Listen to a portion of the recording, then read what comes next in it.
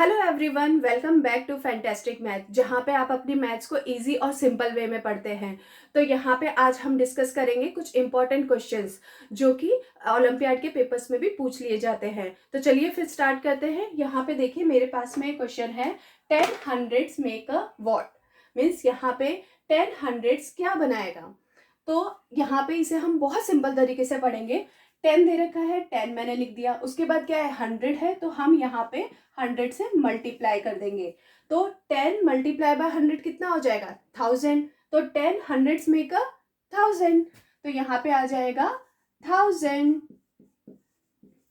और या फिर आपको नंबर में लिखना है तो आ जाएगा 1000, राइट।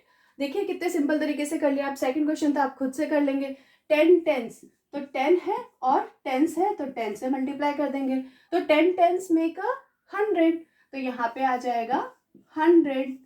अब देखिए, अब हम ये थर्ड क्वेश्चन करते हैं। ध्यान से देखिएगा, 10 हंड्रेड्स, हंड्रेड्स दे रखा है ना कि 100। तो हंड्रेड्स में क्या होता है, 1/100। तो 10 तो एज इट इज हमने लिख दिया। उसके बाद हम किससे मल्टीप्लाई करेंगे, हंड्रेड्स। हंड्रेड्स मतलब 1/100, राइट। तो यहाँ पे क्या हो जाएगा, 10 से 10 कैंसिल हो जाएगा, तो हमारे पास में क्या बचेगा, 1/10 बचेगा। तो 10 hundreds make a 10th, right. और I can write it as 1/10। अब देखिए इस क्वेश्चन को ध्यान से देखिएगा। यहाँ पे जो हम हमेशा मल्टीप्लाई करते थे वही मिसिंग है, और जबकि आंसर दे रखा है। तो इसे हम कैसे सॉल्व करेंगे।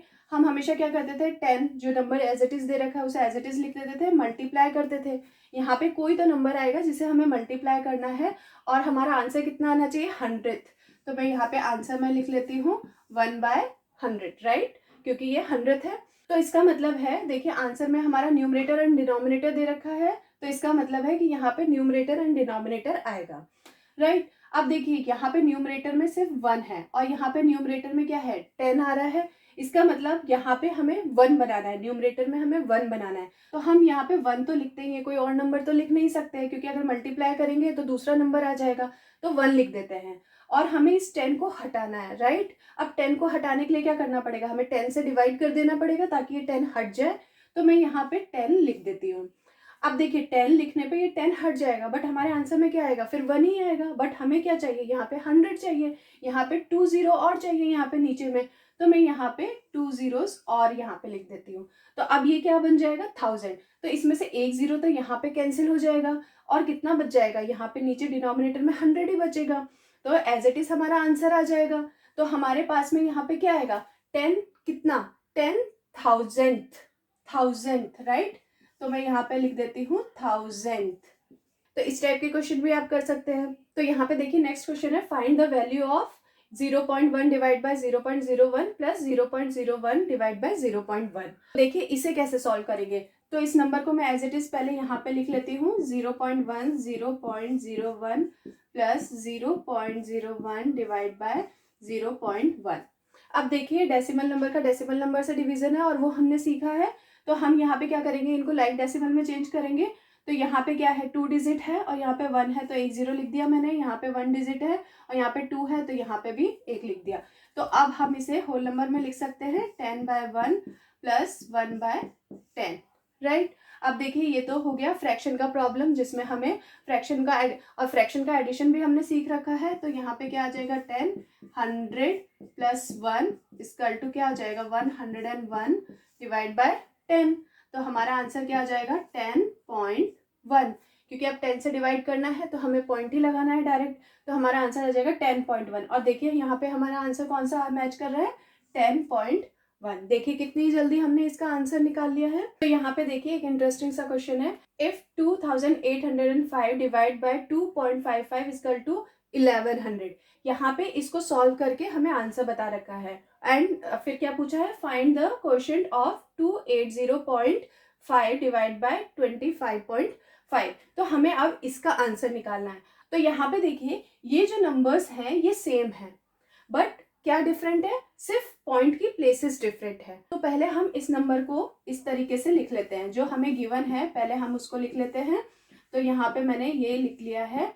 अब देखिए ये किसके इक्वल है, 1100 के। तो यहाँ पे मैंने लिख दिया 1100, और जो पूछा है वो हम इस साइड में लिख लेते हैं। तो 280.5 डिवाइड बाय 25.5 और इसका हमें आंसर पूछा है। क्वेश्चन मीन्स आंसर पूछा है इसका। तो हम सबसे पहले क्या करते हैं, हम इसको सिंप्लीफाई कर लेते हैं, मीन्स यहाँ से पॉइंट हटा देते हैं। तो देखिए यहाँ पे पॉइंट हटाने के बाद हमारे पास में क्या बचेगा, ये बचेगा, राइट। क्योंकि ये लाइक डेसिमल में है तो हम डायरेक्टली पॉइंट को रिमूव कर सकते हैं। तो अब हमें इसका आंसर निकालना है। अब देखिए यहाँ पे क्या है, 2805 तो है, बट यहाँ पे ये पॉइंट आ रहा है डिनोमिनेटर में, तो इसे हम रिमूव करेंगे। तो यहाँ पे देखिए, यहाँ पे मैं 2 zeros लगा दूँ इसके पीछे, क्योंकि हम इसके लाइक डेसिमल में चेंज करेंगे अब। तो अब ये क्या आ जाएगा, यहाँ पे 255 आ जाएगा। ये देखिए यहाँ पे मैंने इसे डायरेक्टली लिखा है। अगर आपको ये स्टेप्स नहीं पता है तो आप मेरी पहले की वीडियोस देख सकते हैं। तो यहाँ पे देखिए ये मैंने लिख दिया 1100, राइट। ये तो हमने जस्ट इसे लाइक डेसिमल में चेंज किया है, राइट। अब इसके बाद यहाँ पे देखिए ये दोनों सेम है, राइट, बट यहाँ पे ये 2 0 जो है ये एक्स्ट्रा आ रहे हैं। हमें जो क्या, हमें किसका आंसर फाइंड आउट करना है, सिर्फ इतने पोर्शन का आंसर फाइंड आउट करना है। तो आपको क्या लगता है कि इतने पोर्शन में जो पोर्शन है ये इससे कैसे मैच करेगा। यहाँ पे 2 zeros है, यहाँ पे भी आंसर में 2 zeros है, क्योंकि 2 zeros तो ऑलरेडी हमारे पास में है, और यहाँ पे भी 2 zeros हैं। तो इसका आंसर अगर 11 हुआ तो टोटल आंसर क्या हो जाएगा, 1100 होगा। और देखिए इसी को हमें फाइंड आउट करना था, राइट। तो इसका आंसर कितना हो जाएगा अब हमारे पास में, 11।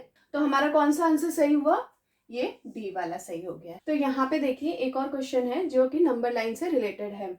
यहाँ पे हमें एक नंबर लाइन दे रखी है जिसमें से पी क्यू आर जो है वो मिसिंग है, और हमसे क्वेश्चन क्या पूछा है, what is the value of P plus Q minus R. Means हमें इस इक्वेशन को सॉल्व करके आंसर फाइंड आउट करना है। तो पहले हमें पी क्यू आर पता होंगे तभी हम ये वाला इक्वेशन सॉल्व कर सकते हैं।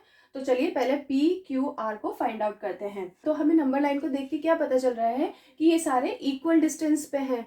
तो इक्वल डिस्टेंस पे है तो इन दोनों के बीच का गैप कितना हुआ, इन दोनों के बीच का गैप निकालने के लिए हम इन्हें सब्ट्रैक्ट कर लेंगे।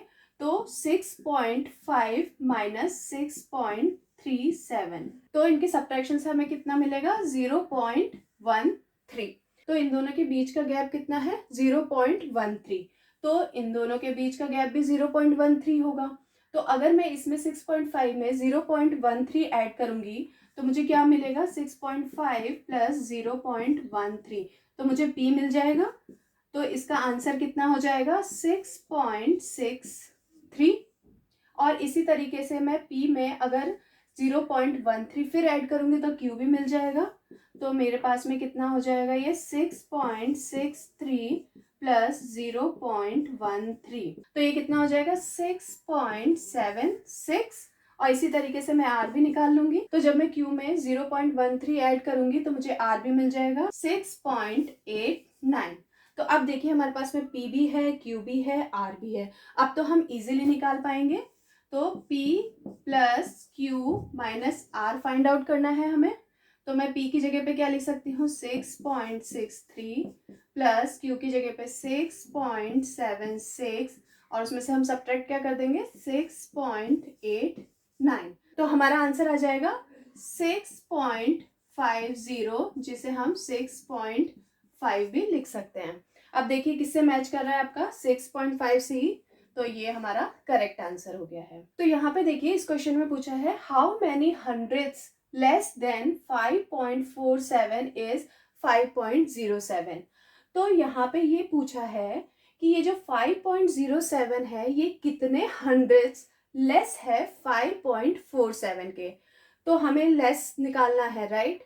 तो इन दोनों का हमें बेसिकली डिफरेंस निकालना है, क्योंकि कितना लेस है वो तो हमें सब्ट्रैक्शन से पता चलेगा। तो 5.47 में से हमें सब्ट्रैक्ट करना है 5.07, और इसे सब्ट्रैक्ट करते हैं तो हमारे पास में क्या बचेगा, 0.40। अब देखिए क्या आंसर में 0.40 दे रखा है, नहीं, क्योंकि हमें पूछा है कितने हंड्रेड्स हैं। तो इस नंबर को हम हंड्रेड में कैसे पढ़ेंगे, इसे पढ़ेंगे, इसे एक साथ पढ़ेंगे 40। तो ये जो लास्ट डिजिट है वो किस पे एंड हो रही है, 100 पे। तो इसे हम एक साथ कैसे पढ़ेंगे, 40 100, राइट। तो मैं इसे ऐसे लिख सकती हूँ 40 हंड्रेड्स, राइट,